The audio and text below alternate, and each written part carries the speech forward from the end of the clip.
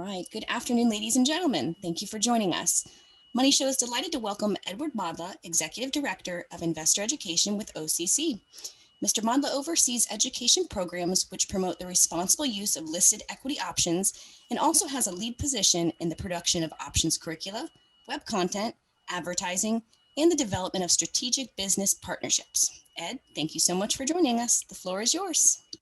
Thank you very much, Jessica, for the introduction. Good to be here as always with you and your team. Always put on a fantastic show. So I'm looking forward to today's presentation and the rest of the week. Thank you to everyone joining this session here today.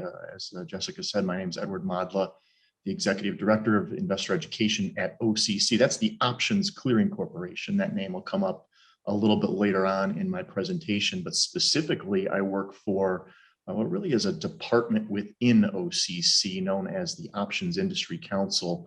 And what we do is pure free education. I'll discuss OIC in just a second after looking at our disclaimer slide. Options are a rather complex tool that need to be well understood before using on a live account. And then OIC, as I said, we're free, unbiased, professional options education. We were founded back in 1992 as an industry cooperative. Firms, exchanges all got together and felt as though there was a need to have an entity to teach the options product, but not to sell anything. And we literally don't sell anything. We don't have brokerage services. We don't have data or advisory services. We have nothing to sell. We work off of a budget that is provided to us by OCC, and we use those budget dollars as effectively as we can to provide the education that you can find on our website, optionseducation.org. We're currently in the process of putting together a 12-course full curriculum, a learning curriculum, start to finish on the options product. And we've got about a third of it completed and up on the website right now. It's under the heading of OCC Learning. So if you want to check that out and see what those first 4 courses look like, and get a taste for what's going to come over the next 8 courses that we're going to be developing over the next year or so. I'd encourage you to do that. They're very interactive, very well done, and we're happy with the progress we're making there.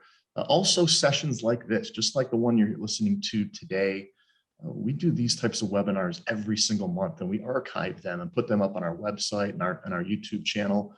So what we're going to do here today is certainly a teaching and learning opportunity. But we are going to really be giving you an example of the type of webinars that we produce on a monthly basis. And this is one of our marquee offerings right now. So we'd encourage you to go to our website again, optionseducation.org, look up the events section, and you can see what the topics are going to be for our upcoming events over the coming months. Also, if you have questions, I'm not going to get to questions today live, but if you do want to send questions to myself or the team, I've got a team here of options education professionals that you can contact by email. So jot down that email address, options@theocc.com, if it's something about this presentation here today, or if it's about anything else that we have at OIC, or any other options related question. Again, without asking us for advice or asking us what's the best strategy for you, because we can't go in that direction, but from an educational perspective, we can do our best to help you out. For those of you familiar with OIC presentations, and those of you who aren't, what you will commonly find is our attempt to speak to everybody, no matter what your skill level, because we really do have users of our education that come from the very beginning stages of starting to use options to your well-seasoned, sophisticated investors.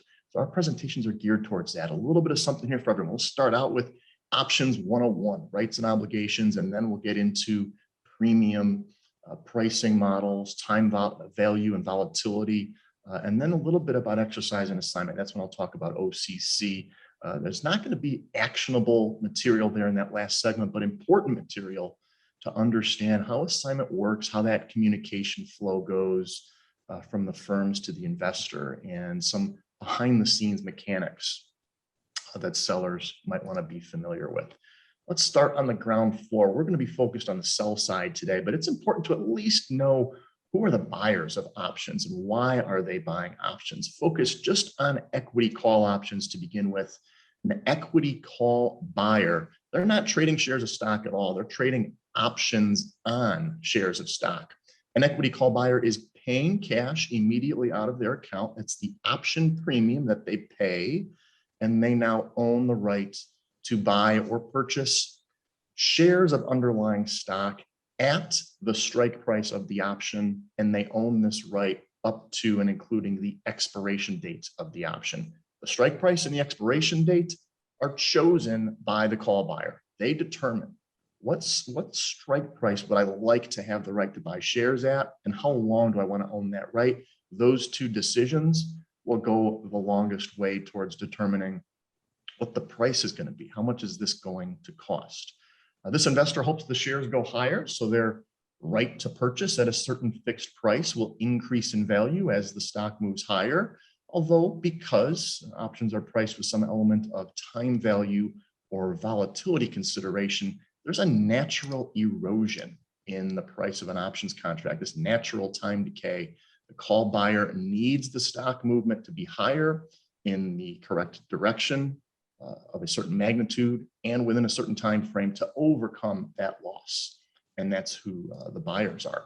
An equity call seller, now speaking from the investor's perspective, not your professional community who might be selling calls, we say naked, but your investor is starting out the same way. They're receiving cash into their account, that immediate transaction. They're receiving the option premium, but while the buyer has rights, the seller has obligations. And in the case of calls, the seller is obligated to sell shares of the underlying stock.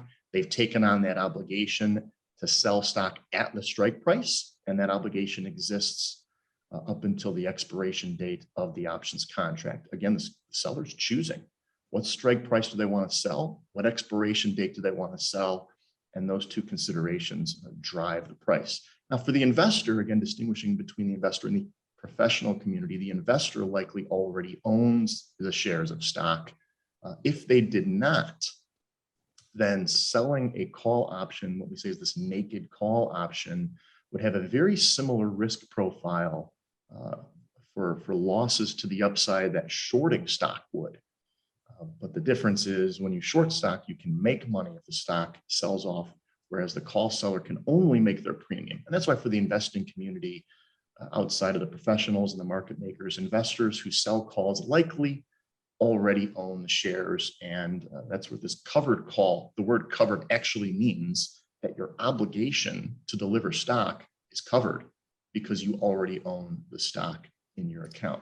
Let's flip over to puts. An equity put buyer starts the same way as the call buyer. They're buying an option, so they pay cash immediately. That's a cash debit out of their account. They will see that cash balance decrease. And in place of that, they will now own a put option. So their cash balance decreases, but now they own a put option as a position that has value. Those two numbers largely cancel each other out. And the put buyer has paid for the right to sell underlying shares of stock at the strike price of their choosing and at the expiration date of their choosing. If they're speculating, this investor is bearish on the underlying. They own the right to sell stock. If the share price moves down and continues to sell off, then that put option value is influenced higher. So speculating is bearish on the underlying, but it's also very common to buy puts if you already own stock, as opposed to, say, using a stop loss order or just scaling down your position. Those are two other alternatives that have their positives and negatives to them.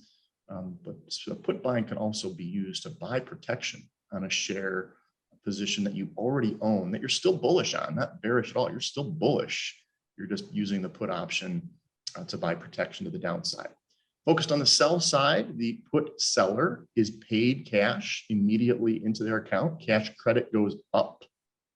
And now the put seller has taken on the obligation to buy shares of stock at the strike price of their choosing, and they're under that obligation for a period of time that's also to their choosing up until the expiration date. Those cash balances that I was talking about earlier for the put buyer, the cash goes down and then they own an asset in their positions that has value, and those two numbers cancel each other out. Those numbers are going to cancel each other out here as well, just in the opposite direction. Cash balance for the put seller, for an option seller, will increase while the position goes into their account as a short position that has a negative value. So the cash position goes up, the cash balance goes higher, and your position will be open with a negative value, and those two things will largely cancel each other out. This motivation is often described as generating income while waiting for a share price drop. Maybe the share prices are coming down, you're not comfortable paying the current level. They've got more to go, they're going to drop. You can put in a limit order to buy shares at your preferred price. Maybe the limit order gets filled, maybe it doesn't. Put option gives you the obligation that you're looking for to buy shares at your preferred price, but you're getting paid to do so. You just have to be careful about one thing. If the stock were to make a sharp move lower down to your target price and then rally up above it before expiration, it's not likely that you will be assigned that position. So you do run the risk when you sell puts versus, say, a limit order of missing the shares. You would have to track that closely and potentially take proactive action. There's certainly ways you can manage that. If the stock got to your target level and you felt like you were getting concerned, it's going to start railing, I don't want to miss this opportunity, then you could buy to close the put option that you had previously sold and then proactively buy the shares. Just want to point out that limit order does have an advantage in that you are going to get filled once the stock does trade there.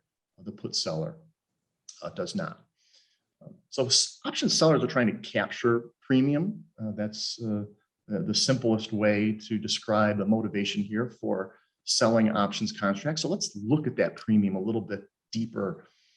In its most simple form, an option premium can be broken up into two components, one of which is the intrinsic value, which only exists for in-the-money options, call options with a strike price below where the stock is trading, and put options with a strike price above where the stock is trading. So only for in-the-money options, and then calculated as the difference between where the stock is and where the strike is. Again, only in-the-money options. Out-of-the-money options are always going to have zero intrinsic value. We have a little more to say about this in a second, but the other piece is the time value component, otherwise known as extrinsic value or time value.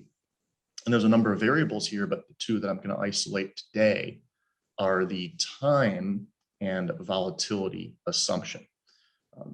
Options pricing models will require all of these inputs. Where is the stock? Where's the strike price? Is it a call or a put?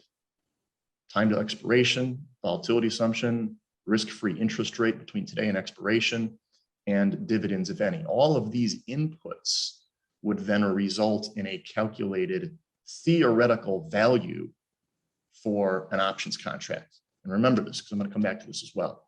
These inputs here result in a theoretical or hypothetical value for an options contract.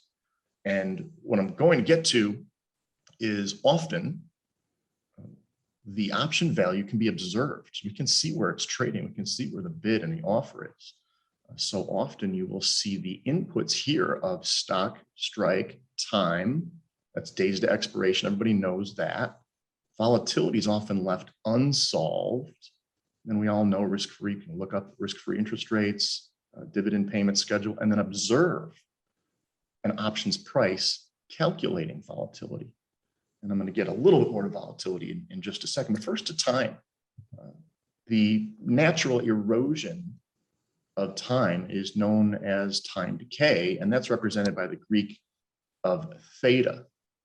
Theta is listed on a per calendar day basis, not trading day. It is true that 3 days come out between Friday and Monday.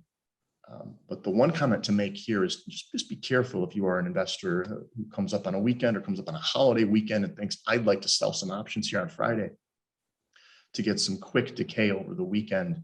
As a former professional trader down on the trading floors of the CBOE and the Amex out in New York, and everybody knew, all the professionals knew this. We know when the weekend is coming up. We know when the holidays are coming up. So it was part of my job every week to determine at what point on Friday do I want to start lowering my markets. And I would actually start calculating theoretical options values say Friday at lunchtime, that were reflective of the number of days until expiration that I was going to have on Monday. And I was using those values to make markets on Friday afternoon. So just be careful. You might not necessarily be getting all that premium that you think you're getting. It's also worth noting that 3 days over a weekend is added risk for more things to happen in this world from a political or economic or a military perspective. You have all weekend for something to go bad, something to go wrong, and have a big gap opening lower on Monday. So a few things to consider there with this idea of calendar day versus trading day. But theta, this time decay aspect of options, is not consistent across time. And I'm going to focus on the at the money. And for clarity, when I say at the money, I don't literally mean stock price is equal to strike. At the money is more or less a loose term for those near at the money options, or 40 or 45 or 50 deltas, like all around there. So you have your at the monies where all the action is taking place. This is where all the trading is occurring. This is where most of your volume is. For what it's worth, your in the money options and out of the monies would be very similar. They have less time value to begin with, and they are going to decay. This is not actually a linear line, but it's much closer to a linear level of decay. But at the money, where all the action is happening, all the trading is occurring, does have a different look. And roughly this 40 days until expiration or so, somewhere around there, that's that period of time when you start to see theta accelerate. And it continues to accelerate all the way through expiration. If you think about a percentage of decrease, you can't get higher than 100% rate of decay. And on expiration day, options that have time value at the opening bell, if they're still, say, out of the money or at the money by closing bell, they'll have no value left because they've just expired. Well, that's 100% rate of decay, but they might only start out the day with a nickel or a dime. So sellers know about this 40-day level, so do buyers. And sellers are trying to get on this fast rate of decay, but they also have to go far enough out to get a level of option premium that's worth their while. You're taking on obligations, you're taking on a risk, you're giving up something when you sell an option. So you do need to go out far enough to get premium to make it worth your while. Option sellers are often trying to sell as short as they can and then keep selling over and over and over and over again. So weekly options are always better than monthlies. And that's not necessarily true because the premiums need to be there in the weeklies. And of course, the other concern about weeklies is if you do get that big move, then you would have been better off with the longer term option. Especially if you're selling puts, say, for example, to profit. You'll have faster decay on the weekly, but if the stock takes off and runs higher, you would have been better off selling a monthly because you got more premium there. Both of them are going to go to zero if the stock rallies enough. But more premium from the monthly would have been better off than the lower premium from weeklies. Let's get into volatility a bit. Implied volatility versus historical. Historical is just looking back at what the stock has already done and then calculating based on some range of prices. You can look at the last 10 days, last 30 days, last 90 days of stock price movements and calculating what the volatility was. Implied volatility is looking forward and is used in options pricing to determine the volatility level that justifies an options price. Think back to the pricing model discussion.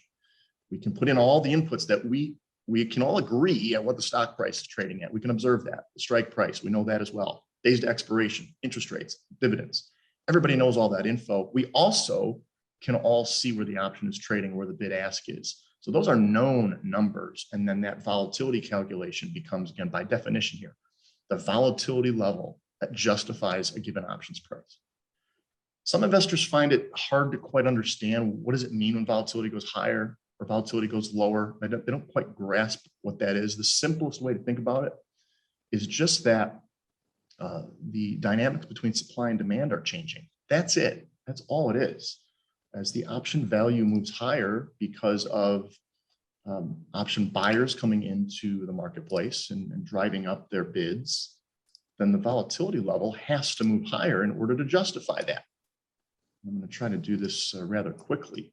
Across strike prices, you can plot implied volatility level. So you have implied volatility versus strike price. K is the strike price. And I'm going to draw in a few volatility curves as you plot this I vol against strike price. I'm going to plot two lines here and then explain what I'm doing. So these are my best attempts to draw there. So you have implied vol and you have strike price. And this is at the money.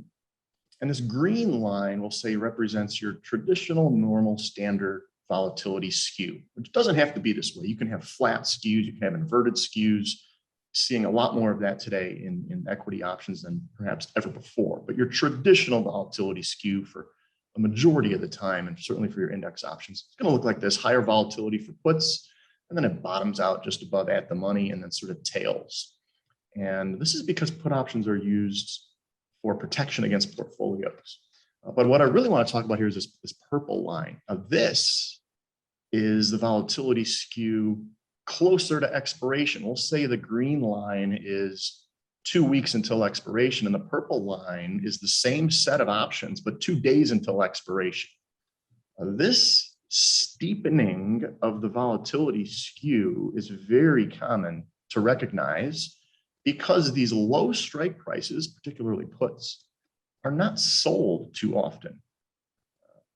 And market participants are often willing to buy them, especially if they're cheap enough, to continue to protect their portfolio and improve their cost of capital, even if there's not much time left until expiration. You might see these put options, a nickel bid offered at 15 cents every single day, day after day after day, for the final 2 weeks while those options are being listed. And remember the pricing model discussion, coming back to that? Stock price isn't moving, strike price is the same. Days to expiration are decreasing. We're going to solve for implied volatility. We know interest rates, we know dividends. And what I'm telling you is what you'll often observe for these options is the option price, the calculated option price is the same every day. Nickel bid at a dime, nickel bid at 15. If days are decreasing and the option value is staying the same, the way I say it is the only way to make the math work is implied volatility has to move higher. And that's what you'll see here, not because the option prices are necessarily moving higher, but because the put options are holding their bids. And this steepening of the volatility skew is something you will often observe. I'm going to say that almost again here when I talk about pre and post earnings rather quickly. So we have just this example, pre-earnings, stock trading 100, a couple of weeks to go, 50% I vol, and you look at these values. Same concept. If you followed what I just said there, before earnings, you will tend to see implied volatility drifting higher. It's not necessarily because the option values are going up. If we had earnings coming out, say it's 13 days now, maybe earnings coming out next week. So as we go from 13 to 12 to 11 to 10, and we're still waiting on earnings, if this option value is still $1.85, then implied volatility has to go up. We're starting out with a premium of $1.85. Theta is telling us that 15 cents of this option should be decaying every day, but it's not. It's not decaying. It's not decaying at all because that earnings announcement is lingering out there. And buyers are holding that bid to try and speculate on a move or to protect their portfolio. And sellers are not aggressively lowering their offer. So it's $1.85 today and tomorrow and the day after and the day after, all the way leading up till earnings. Less days till expiration, same option value, implied vol's got to go higher. And you see that often leading up to earnings. Now, certainly the value might actually be moving up. It might be trading for $1.90, $2 if demand is truly increasing. But oftentimes that's not the case. It's just less time to expiration, same option value translates into higher vol. But then after earnings, this is what the concept of this slide was supposed to be talking about here. Post earnings, get the vol crush. And what you'll notice here is the stock did move up 5%, but you had the earnings announcement, you had 10 days come out of this option, and the call buyer didn't get the kind of move they were looking for. Now, this is not an attempt here to have anyone sort of shy away from buying options pre-earnings. All this is an attempt to do is to showcase the effect of implied vol changes. And this investor, if they were informed, buying the call at $1.85, it still might not have been a bad idea. But this investor would need to know, if vol goes from 50 to 30, what kind of a stock move would I need? The stock went to 110, that's a different story. They'd be sitting in a very good position. If the stock went up by 10%, they needed more of a move. And you can possibly use a calculator to estimate these values and these changes in implied vol if you have a history where you can look back and see what was the implied vol before the last earnings, before and after. And each earnings announcement could be a little bit different, but some familiarity with the product you're trading might be helpful there if you're trying to forecast post-earnings options values. Assignment obviously is only going to exist for option sellers and will occur if the seller is assigned an exercise notice. You can't request to be at the front of the line or the back of the line when it comes to assignment. It is a random process with communication lines, which start with OCC. There's a process known as exercise by exception, which is what OCC uses as a default process to exercise options in the absence of instructions from the option holder. There's all these long options out there. OCC needs to know what to do. If OCC is not told how to handle a long options position at expiration, they have a system known as exercise by exception, where if the option has closed in the money by a penny or more, by comparing the strike price of the option to the last traded price during regular trading hours, emphasizing regular trading hours, ignoring after hours, comparing the strike to regular trading hours, closing trading price, if it's in the money by a penny or more, OCC will exercise that option on behalf of the holder. There's an after hours move, a significant after hours move, the option holder might not want to exercise. And as the seller, you would want to know that. You might not get assigned on an option that looks like it finished in the money. By that same measure, you might get assigned on an option that appeared to finish out of the money. It hasn't happened to me too many times, but over the course of 20 years in the markets, I've seen it quite a few times. In fact, one stands out to me because this was going back 10 or 12 years, but there was a short call position that I had, and I had long stock with it.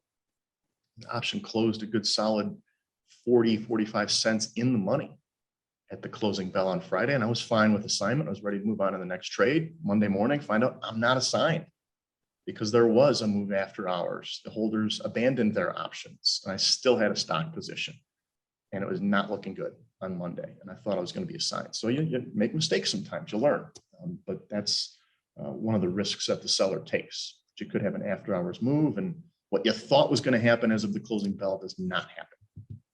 So it starts with OCC, a random assignment process that goes to clearing member firms and then makes their way down towards the investor. Now, investors and market participants might have an account with the clearing member firm or might have an account with a brokerage firm that uses a clearing member firm. Really doesn't matter. One way or the other, it goes from OCC to clearing member firms, and then whether there's a brokerage firm here gets communicated down to the investors and the traders, and that's the communication flow for the assignment process. Pin risk is the last thing I'm going to talk about here for just a minute, and that only exists for option sellers, and it has to do very, very much with what I was talking about earlier. It occurs when the stock settles close to the strike at expiration, very close. The risk is not knowing if you're going to be assigned or not. Will it finish in the money and thus be assigned because of exercise by exception?